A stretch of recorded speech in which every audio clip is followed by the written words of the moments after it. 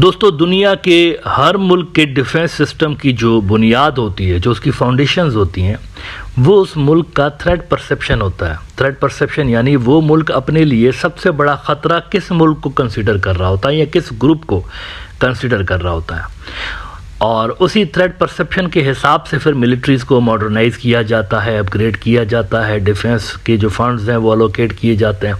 ये तमाम चीज़ें जुड़ी हुई होती हैं थ्रेट परसेप्शन के साथ। ऐसा नहीं होता यूजुअली कि किसी मुल्क का थ्रेट लेवल लो हो और वो कोई बहुत बड़ी भारी भरकम किस्म की डिफेंस स्पेंडिंग कर रहा हो, ऐसा नहीं होता। जितना बड़ा थ्रेट होता है उतनी बड़ी प्रिपरेशंस आपको दुनिया भर में नज़र आती हैं। अब अगर किसी मुल्क की थ्रेट परसेप्शन ही गलत हो तो उसका जो डिफेंस सिस्टम है वो मुनासिब तरह का नहीं होता, वो हमेशा मुल्क जो है वो मार खा रहा होता है।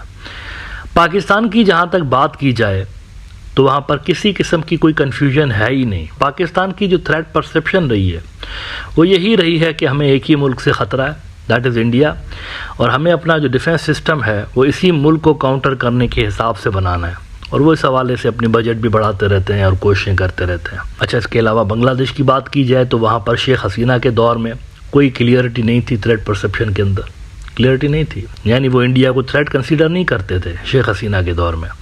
एज अ रिज़ल्ट आपने देख लिया, मिसजज किया गया थ्रेट को, इंडिया को थ्रेट कंसीडर नहीं किया गया। एज अ रिज़ल्ट बांग्लादेश और इंडिया की जो डिफेंस की कैपेबिलिटीज़ हैं उसमें जो गैप था वो वाइड होता चला गया। 15 साल का जो इनका डार्क एरा था उसमें बांग्लादेश का जो डिफेंस सिस्टम था उसमें और इंडिया के डिफेंस सिस्टम में बहुत बड़ा गैप क्रिएट होता हुआ नज़र आया। लेकिन सरप्राइजिंगली इंडिया का भी जो थ्रेट परसेप्शन है वो कुछ क्लियर नहीं रहा। मतलब नरेंद्र मोदी साहब के दौर में भी अगर देखा जाए तो उसके अंदर कन्फ्यूजन आपको नज़र आती है। इंडिया शुरू से लेकर ही पाकिस्तान को अपने लिए थ्रेट नंबर 1 कंसिडर करता रहा, और नरेंद्र मोदी साहब का जब दौर आया उसमें भी उन्होंने इसी परंपरा को कायम रखा, पाकिस्तान को ही उन्होंने अपने लिए थ्रेट नंबर 1 कंसीडर किए रखा। लेकिन इनका दौर आते आते एक बहुत बड़ा शिफ्ट रीजनल हालात में पैदा हो चुका था। चाइना बहुत तेज़ी के साथ उभर चुका था। लिहाजा इस तनाजुर में देखा जाए तो नरेंद्र मोदी साहब की जो सरकार है उनका भी जो थ्रेट परसेप्शन है वो गलत रहा। हत्ता कि जब डोकलाम हुआ और उसके बाद गलवान हुआ, उसके बाद थोड़ा थोड़ा इनको एहसास होना शुरू हुआ कि हमारी जो थ्रेट परसेप्शन है वो गलत है, पाकिस्तान नहीं चाइना हमारे लिए थ्रेट नंबर 1 है। और अब अमेरिका की जो डिफेंस इंटेलिजेंस की नई रिपोर्ट आई है उसमें ये चीज़ कैटेगोरिकली क्लियर उन्होंने बताई हुई है कि इंडिया अब पाकिस्तान को थ्रेट नंबर 1 कंसीडर नहीं कर रहा, चाइना को थ्रेट नंबर 1 कंसीडर कर रहा है। ये वो चीज़ है जो कि इंडिया को बहुत अरसा पहले कर लेनी चाहिए थी, आज से 10 साल पहले कर लेनी चाहिए थी, लेकिन उन्होंने नरेंद्र मोदी साहब की सियासी मसलहतों की वजह से अपनी थ्रेट परसेप्शन पाकिस्तान तक ही महदूद रखी। एज अ रिज़ल्ट उनके दरमियान और चाइना के दरमियान एक मिलिट्री गैप बहुत ज़्यादा बढ़ता चला गया। लेकिन अब उन्होंने गालिबन ये महसूस किया है कि उनकी जो थ्रेट परसेप्शन थी वो ठीक नहीं थी।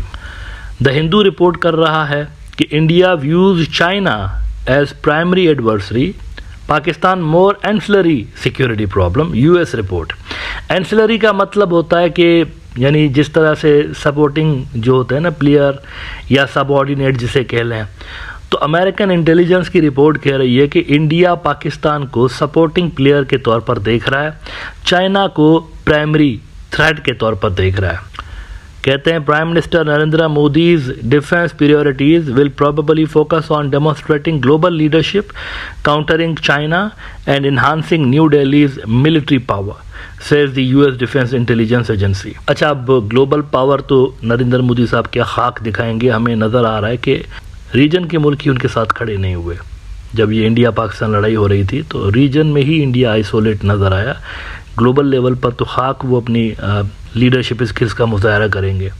फिर वो कहते हैं कि on Pakistan the report said it would continue to pursue its military modernisation effort including the development of battle field nuclear weapons to offset India's conventional military advantage. Now यहाँ पर भी एक बहुत बड़ा क्वेश्चन पैदा हो रहा है कि इंडिया अगर पाकिस्तान को सिर्फ सबऑर्डिनेट के रूप में देख रहा है तो ये भी तो परसेप्शन ठीक नहीं है। एग्जैक्टली तो ये भी ठीक नहीं है। इसकी वजह यह है कि इन्होंने तो कन्वेंशनल वॉरफेयर का जो एडवांटेज था सो कॉल्ड इंडिया के पास वही ऑफसेट कर दिया हुआ है, वही ऑफसेट कर दिया हुआ, वो नहीं है इंडिया के पास अगेंस्ट पाकिस्तान। कन्वेंशनल वॉरफेयर, देखे ना ये क्या किया है पाकिस्तान ने कि on Pakistan the report said it would continue to pursue its military modernisation effort including the development of battlefield nuclear weapons to offset India's conventional military advantage. Pakistan was modernising its nuclear arsenal and almost certainly procured weapons of mass destruction applicable goods from foreign suppliers and intermediaries, it stated. यानी conventional warfare की जो India के पास अगर advantage, यानी number of troops उनके पास अगर ज़्यादा हों, टैंक्स उनके पास ज़्यादा हों वगैरह वगैरह, तो वो कह रहे हैं उसको भी उन्होंने ऑफसेट करने के लिए सारी की सारी तैयारियां वहाँ पर कर दी हुई हैं पाकिस्तान ने। इसीलिए मैं यहाँ इस प्रोग्राम के अंदर ये बात कई मरतबा कह चुका हूँ कि इंडिया को पाकिस्तान के ऊपर न्यूक्लियर छोड़ दीजिए, न्यूक्लियर वेपन्स पाकिस्तान के पास इंडिया से ज़्यादा है, लेकिन कन्वेंशनल वॉरफेयर के अंदर भी इंडिया को पाकिस्तान के ऊपर सुपीरियरिटी हासिल नहीं है।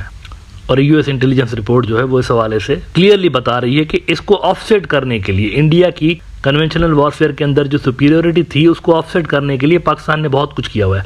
बाय द वे इस साल की भी जो बजट है, ये आपको मैं लेटेस्ट इतला बता देता हूँ, उसके अंदर पाकिस्तान ने बहुत बड़ा इजाफा किया है। इस साल एक साल के अंदर अंदर 32%, 32% पाकिस्तान ने अपनी डिफेंस की बजट बढ़ा दी है। इसकी वजह इंडिया के साथ पाकिस्तान के जो जंगी हालात हैं वो बताई गई है।